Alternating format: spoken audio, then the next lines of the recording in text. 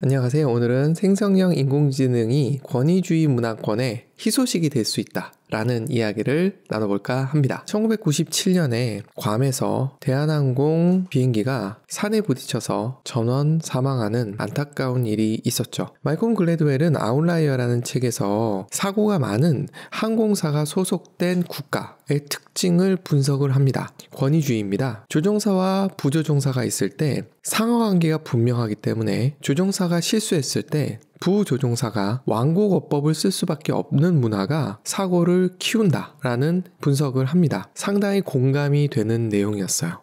대한항공에서도 사고를 줄이기 위한 노력으로 컨설턴트를 고용했다고 합니다. 이 컨설턴트의 제안은 아주 단순했어요. 조종실에서 무조건 영어만 써라. 그랬더니 사고가 확실히 줄어들었다고 합니다. 결국은 권위주의와 어처구니 없는 사고들이 관계가 어느 정도 있다는 것을 보여준 거죠. 또 한 면에서는 한국어를 사용하는 한국인들이 권위주의적인 문화에 있을 수밖에 없다는 이야기도 되죠. 2002년 4강 신화를 기억하시죠? 5대0이라는 별명이 붙었던 히딩크가 4강 신화를 이루었죠. 여러 가지 이야기가 있습니다만 그 중에 하나는 히딩크가 선배들에게 무조건 어시스트를 해야 되는 문화를 일소했다라는 부분이 조명을 받았습니다. 상명하복, 윗사람에게 무조건. 대학원 다닐 때 교수님과 같이 축구를 하면 굉장히 중요한 포지션이 일단 골키퍼입니다. 헐리우드 액션으로 절대로 골을 먹어야 되는 거죠. 그리고 교수님과 같은 편이 된 사람들은 어떻게 하면 정확한 어시스트를 할 수 있을까에 초집중을 합니다. 이런 문화가 도움이 될 때도 있지만 그렇지 않을 때도 분명히 있습니다. 챗GPT 같은 생성형 AI가 발전하면 발전할수록 신입사원들이 발붙일 곳이 없어진다고 이야기를 해요. 왜냐하면 시니어들이 소통하기 힘든 신입사원들과 일을 하기보다는 챗GPT를 활용하면 훨씬 더 스트레스가 적은 상태로 생산성을 높일 수 있거든요. 개발자 입장에서도 비슷하다고 해요. 초보 개발자들이 들어와서 해야 될 일을 생성형 인공지능들이 해주거든요. 그러면 신입사원들이 들어갈 수 있는 길이 좁아진 거 아니냐 이렇게 이야기할 수도 있거든요. 그런데 반대로도 생각해 볼 수 있습니다. 신입사원들은 말 안 통하는 시니어들에게 질문을 할 필요가 없어지죠. 그리고 궁금한 게 있으면 챗GPT랑 소통을 하면 됩니다. 꼰대들과 이야기할 필요가 없어지는 거죠. 잔소리하지 않는 좋은 선배를 두게 되는 거죠. 최근에 대학생들이 리포트를 쓸 때 챗GPT를 많이 사용한다고 해요. 이거에 대해서 과거 검색 엔진을 통해서 리포트를 쓰는 거에 대해서 거부감을 가졌던 사람들이 있었던 그때가 생각이 납니다. 어차피 검색은 검색일 뿐이거든요. 그 내용을 정리해내는 거는 결국 학생의 몫이고요. 만약에 그걸 평가를 잘 해내지 못한다면 그거는 평가자의 문제라고 생각을 합니다. 유대에게 투자회사에 다니는 분 이야기가 흥미로웠어요. 투자에 대해서 판단을 할 때 집단지성으로 결정을 한다고 합니다. 당연히 그래야 될 거라고 생각이 되죠. 이때 신입사원이 대표한테도 정확한 질문을 한다라고 합니다. 토론을 기피하는 거죠. 유대인들이 갖고 있는 문화와도 관계가 있는 것 같아요. 보통 유대교육 그러면 19단까지 외우는 거를 이야기를 하는데 물론 그것도 있을 수 있겠습니다만 또 하나 중요한 건 무한토론이라고 이야기를 하거든요. 위아래가 없는 문화인 거죠. 샌디에고에 가면 UCSD라는 주립대가 있습니다. 이 대학의 도서관은 저렇게 생겼어요.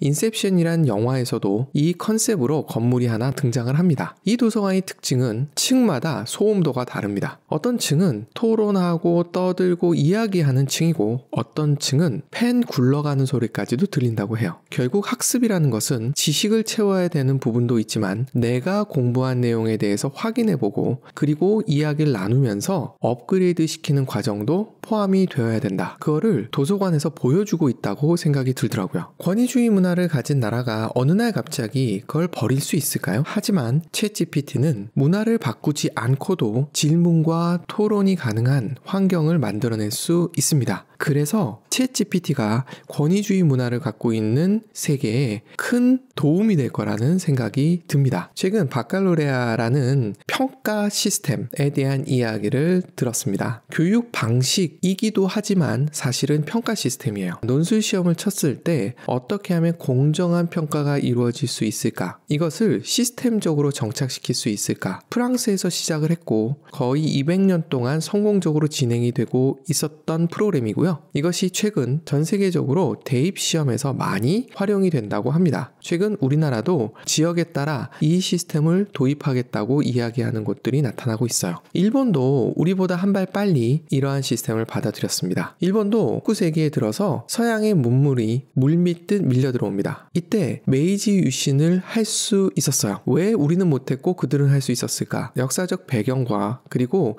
중앙 집권의 정도 등등에 따른 차이라고 보여진다고 합니다. 여하튼 일본은 메이지 유신을 통해서 선진 문물을 빠르게 받아들였고요. 그리고 제조업 국가로서 빠르게 성장을 해서 2차 대전을 일으키고 물론지죠. 하지만 제조업에서 능력을 다시 보여주면서 1970년대 세계 최강 국가로 올라설 뻔했었죠. 그러다 프라자 합의를 통해서 무너지기 시작합니다. 그리고 잃어버린 20년, 혹자는 30년이라고 불리우는 시기를 거쳐가요. 이때 아베노믹스라는 것을 들고 나옵니다. IB, 인터내셔널 바칼로레아 재팬이라는 시스템을 도입하기로 해요. 그리고 2024년에 일본 수능에 이 평가 시스템을 도입하고자 했습니다. 그런데 위로부터의 개혁이어서 그랬을까요? 국민들과의 충분한 소통이 없어서 그랬을까요? 난항을 겪고 있다고 해요. 우리 입장에서 봤을 때는 다행일 수도 있습니다. 한국 사람들은 도대체 어떤 사람들일까요? 원래 권위적이었던 사람들일까요? 이건 생각해볼 여지들이 굉장히 많은 것 같아요. 왜냐하면 우리나라의 역사에는 일제강점기라는 공백이 있고 그 공백을 넘어가면서 많은 오해도 양산이 되었고요. 변화도 일어났거든요. 우리가 지금 생각하고 있는 교육 시스템이나 문화의 많은 부분은 일본에서 왔습니다. 일제강점기 초기 서양 문물을 배워야 나라를 되찾고 부국강병을 일으킬 수 있다는 믿음으로 지식인들의 노력이 여기저기서 이루어집니다. 그 중에 하나가 일본까지밖에 안 왔던 아인슈타인의 강의를 듣고 한반도에서 강연회가 이루어졌다고 해요. 그리고 많은 사람들이 참석했다고 합니다. 한국 사람들은 지식에 대한 열망이 굉장히 강한 것 같아요. 조선시대 과거 시스템에 대해서는 말이 많죠. 성리학에 대한 부정적인 의견 때문에도 그런 것 같긴 해요. 물론 조선 후기로 가면서 과거 시험에 부정부패가 심했던 건 사실입니다. 그렇다고 해서 과거 시험이 잘못됐느냐라고 묻는다면 좀 다른 문제인 것 같아요. 과거 시험은 바칼로레아의 문제와 상당히 유사한 부분을 많이 보여줍니다. 성리학의 거두라고 불리우는 퇴계이황 그리고 기대승 이 둘은 나이차가 굉장히 많이 났습니다. 하지만 학문에 대해서는 격이 없이 토론을 할 수 있는 관계였다고 해요. 이 둘의 성리학에 대한 토론 글은 많은 유생들에게 교본이 되어줬다고 합니다. 유학에서는 나이에 대한 공경은 있지만 그렇다고 해서 무조건 따라야 된다는 개념은 아니었던 것 같습니다. 어쨌든 한국의 현재의 문화는 권위주의적인 문화가 맞아요. 그럼에도 불구하고 K-팝, K-드라마, K-시네마가 전 세계적으로 성공을 하는 것을 보면 창의성이 어디선가 계속 나오는 거죠. 이렇게 눌려있는 교육 환경 속에서도 나오는 것을 보면 한국인의 DNA는 창의적인지도 모릅니다. 지식을 넘어선 그리고 그걸 정리하는 것을 넘어선 질문하고 답변하는 토론 문화 이걸 통해서 얻을 수 있는 창의성 이런 것에 대한 좋은 씨앗을 갖고 있지 않나 생각이 듭니다. 그래서 생성형 AI 시대 어떻게 하면 좋은 질문 프롬프트를 만드느냐가 중요한 시대 그리고 만들어진 문장에 대해서 이해하고 다시 질문을 할 수 있는 능력이 필요한 시대 이 시대에 한국인의 DNA가 큰 힘이 될 거라 믿어봅니다. 감사합니다.